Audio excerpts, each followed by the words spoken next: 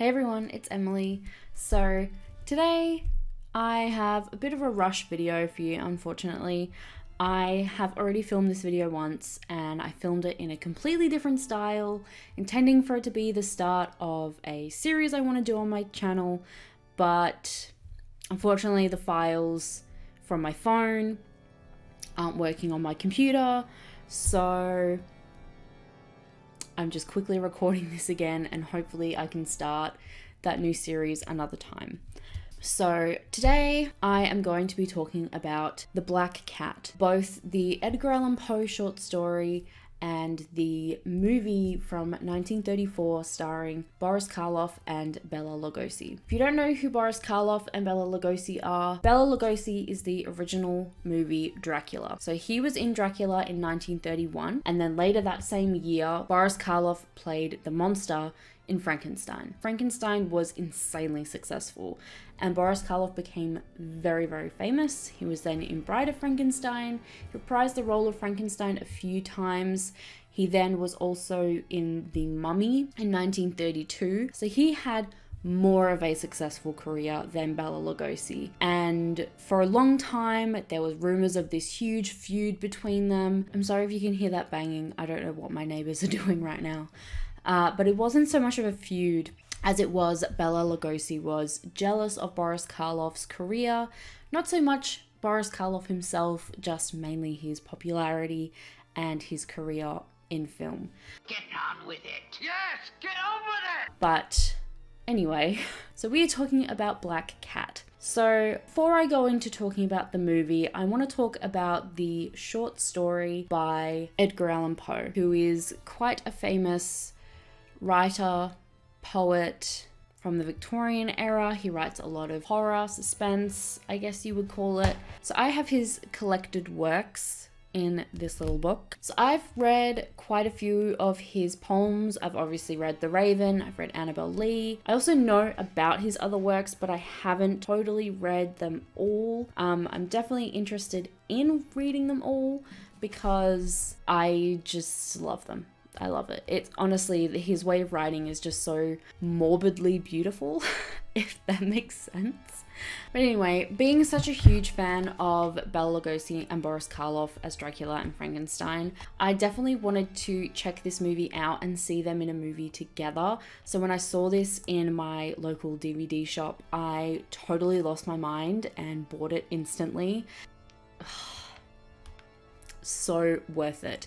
But let's talk about the origin of this story, because this actually does say at the bottom here, which maybe you can see, based on the Edgar Allan Poe story. So let's talk about the Edgar Allan Poe story. I have the short story of The Black Cat, and I did read it. And basically it's about, so the kind of underlying message is guilt and how guilt can eat away at you. And I mean, this is kind of how I interpreted it, but I also did kind of look it up a little bit, and pretty much everyone kind of said it has to do with guilt. But the way that I see it is in the first couple paragraphs, it tells you about the main character's kind of childhood, how much he loved animals, how he was such a happy child, he was very sensitive, he was open with his emotions, and really had a strong fondness for animals that's really emphasized. And then he meets his wife. His wife also loves animals, so they get a lot of pets when they get married and move in together. So as much as he loves all of his pets, the character in the story, who's never really given a name, takes a particular fondness for his black cat Pluto. And as you read the story on, he kind of describes that life was good until he started to not feel like himself anymore. He was more short-tempered, more moody. He found himself drinking. He kind of would take out his anger on the pets and his wife, but never the cat. Until one day he gets drunk, he comes home, and he kind of has an altercation with the cat. During which he causes a bit of harm to the cat. And from that point on, the cat then wants nothing to do with him. So he feels very guilty for what he's done to the cat, and he can't figure out how he can make it up to the cat.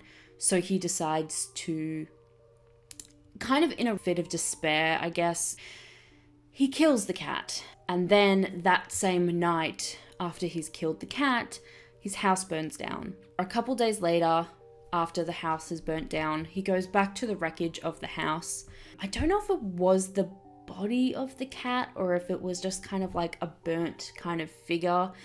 I feel like it's not quite explained that well. But anyway, he sees something that resembles a cat, and he then thinks that the reason his house was burnt down and he lost everything was because he'd killed this cat.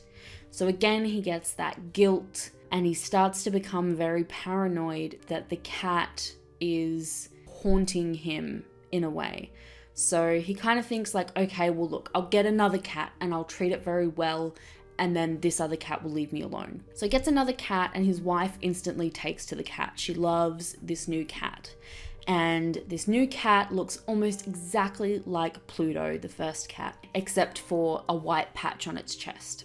So over time, the new cat kind of doesn't like him. It doesn't really take to him, but it takes to his wife, and his wife really loves the cat. So his wife really takes to the cat, and he says, it's said in the story that over time, the white patch on the cat's chest begins to get smaller and smaller until it resembles a gallows.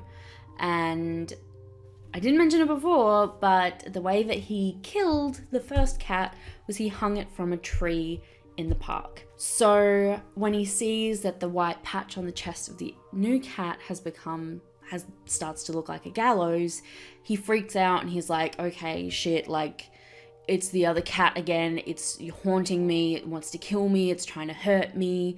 And that's kind of, he's been kind of paranoid about this new cat the whole time. I can't remember exactly, but there is a moment where he and his wife are going down into the basement of their new apartment building, and they've just had like renovations and stuff done, so maybe they were going to look at that. I can't exactly remember. But they're, going down into the basement. The cat kind of trips him up on the stairs, and the main character just flies into a rage, picks up an axe and swings at the cat. His wife jumps in, stops him from hurting the cat, so he pulls the axe back out of her grasp and kills his wife. And then instead of like freaking out and losing his shit about killing his wife, he's like, okay, well, I guess I did that. So I need to dispose of the body. Oh, we've just had a renovation done. I'll just like pull down this freshly bricked up wall, stick her in there, brick the wall back up. Perfectly fine, done, dusted, she's gone. So that's what he does. And then he thinks that he scared the cat away and that the cat's just disappeared. And then obviously because his wife is gone, people start to worry. The police are coming and investigating, and, he's kind of, happy to, oh, she's gone, whatever. Check around the apartment, it's fine. And meanwhile, he's happy, sleeping like a baby. I forgot to mention, the whole reason that he thinks the cat is trying to kill him is because the cat keeps sleeping on his chest. So he thinks the cat is trying to suffocate him. Which again is really like, it ties in so well with the fact that he like hung the first cat, and then this new cat has like a patch that looks like a gallows, and then it's like sleeping on his chest and like suffocating him. I don't know why, I just love that so much. After he kills his wife and the cat runs away, he's like, I went to bed that night and I slept so well because there was no weight on my chest. Like, the cat was gone, I could sleep. So he sleeps well for 2 nights or 3 nights. And then on the 3rd day, since his wife is dead, the police come back again and they're like, look, we just want to check over the building one more time. Just kind of check for your wife and make sure everything's okay. And he's like, all right, fine, yeah, we can do that. Like, check in my house, yeah, it's all clean. Like, we'll just go down to the basement. Like, look how great this is. Just had the place renovated. Like, what do you think? And he's like tapping on the wall with his walking stick. And then they hear a cry come out from the other side of the wall. And everyone's kind of like, what's that? So then they rip down the wall, and he'd buried or bricked up the cat on the other side of the wall with his wife's corpse. So the cat had in turn alerted the police to the fact that this guy had killed his wife and buried her body, then sending the husband to jail to be hung for murder. And I love that whole short story. I love that whole story. I feel like it was just, I don't know. It's very morbid, but I like that kind of stuff. But just the way that he writes it, I don't even know how to describe it. The way he describes, it's told in first person, and the way that the character describes himself as a child is, from my infancy, I was noted for the docility and humanity of my disposition. My tenderness of heart was even so conspicuous as to make me the jest of my companions. So, you know, basically he was a softie and people would make fun of him. I was especially fond of animals and was indulged by my parents with a great variety of pets. With these I spent most of my time, and I never was so happy as when feeding and caressing them. So there you go, he loves his pets. It was the best, like he was so happy when he had his pets. So after he marries and he gets more pets with his wife, then describes the cat. Pluto, this was the cat's name, was my favorite pet and playmate. I alone fed him and he attended me wherever I went in the house. It was even with difficulty that I could prevent him from following me through the streets. Our friendship lasted in this manner for several years, during which my general temperament and character, through the instrumentality of the fiend intemperance, had, I blush to confess, experienced a radical altercation for the worst. I grew day by day more moody, more irritable, more regardless of the feelings of others. I suffered myself to use intemperate language to my wife. At length, I even offered her personal violence. My pets, of course, were made to feel the change in my disposition. I not only neglected, but ill-used them. For Pluto, however, I still retained sufficient regard to restrain me from maltreating him, as I made no scruple of maltreating the rabbits, the monkey, or even the dog, when by accident, or through affection, they came in my way. But my disease grew upon me, for what disease is like alcohol? And at length, even Pluto, who was now becoming old, and consequently somewhat peevish, even Pluto began to experience the effects of my ill temper.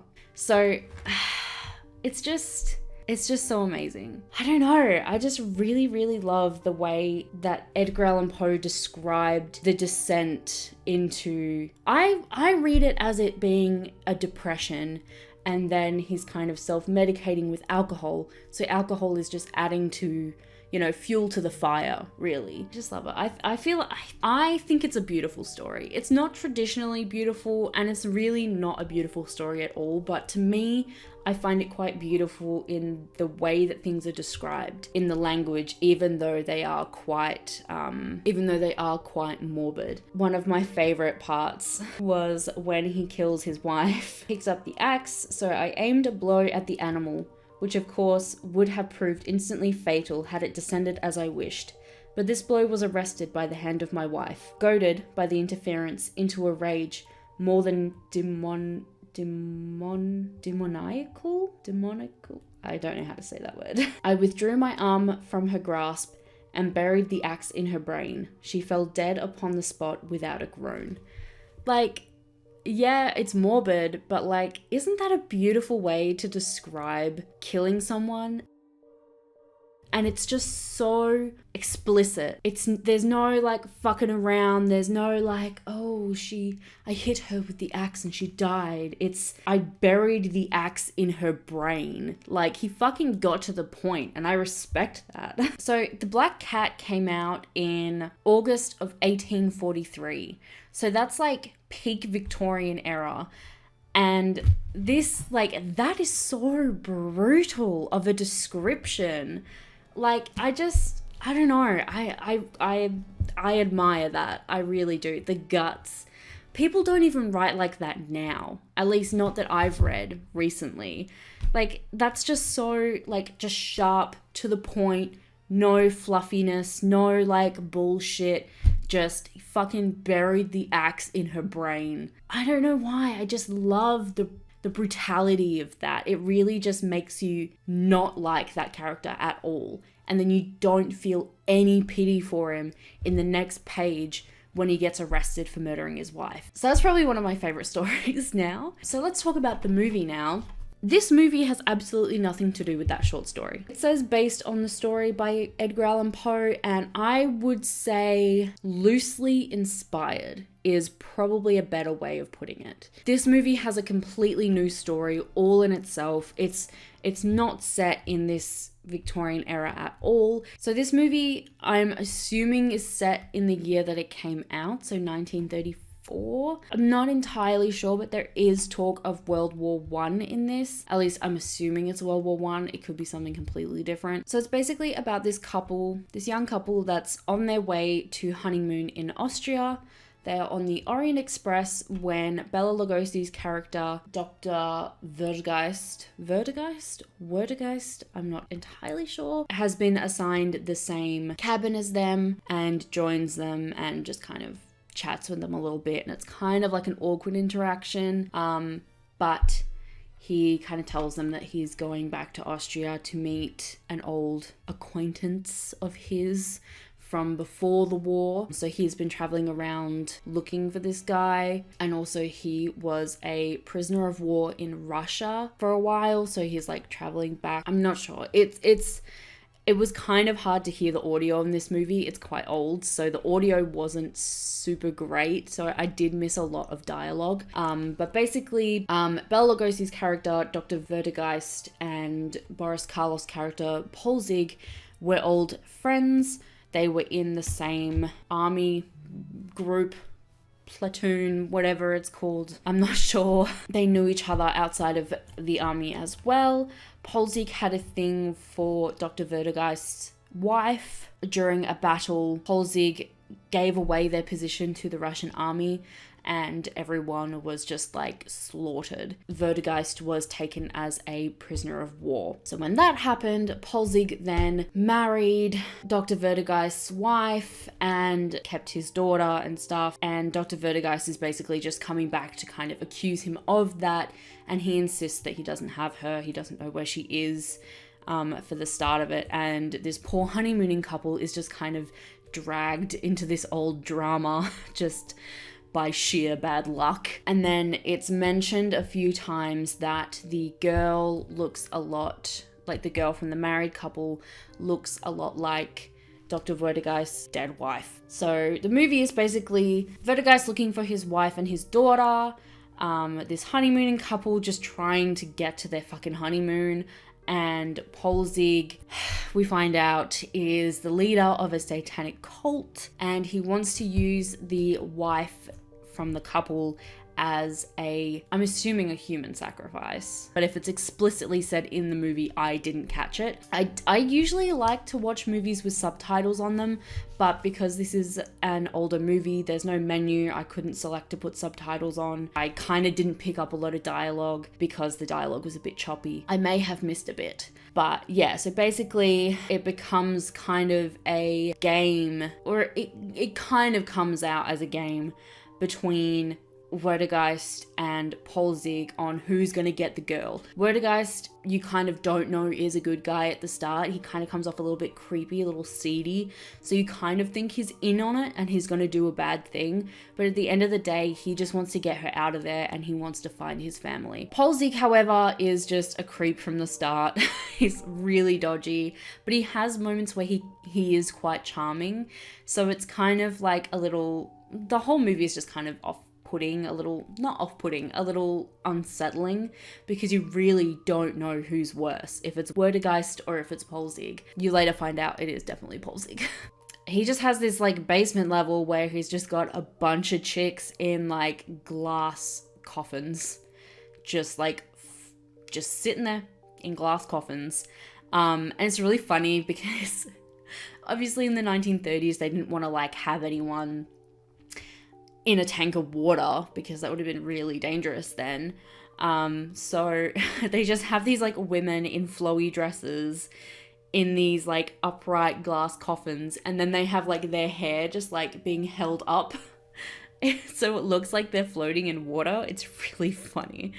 But yeah, so that's basically what that is. And then you kind of realize, there's something not so right about that.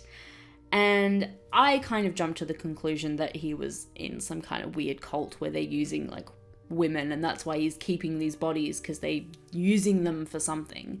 But yeah, as the movie goes on, you kind of learn that Werdegeist is the good guy, and he's just trying to get the girl, what's her name, Joan? Yeah, so he's just trying to get Joan out of the house and away from Polzig, and also trying to get his revenge on Polzig, because he knows, like, Polzig killed my wife, he killed my child, he's guilty, he's the reason that this is happening. And yeah, and then you learn that Polzig is the leader of this, like, satanic cult, and they're doing some crazy stuff and blah blah blah. But basically the story has absolutely nothing to do with the short story. I have no idea why this is at all associated with the Edgar Allan Poe story, apart from the fact that Bela Lugosi's character, Werdegeist, has a fear of black cats, or a fear of cats, because they're meant to be a sign of the devil, or a bad sign or something.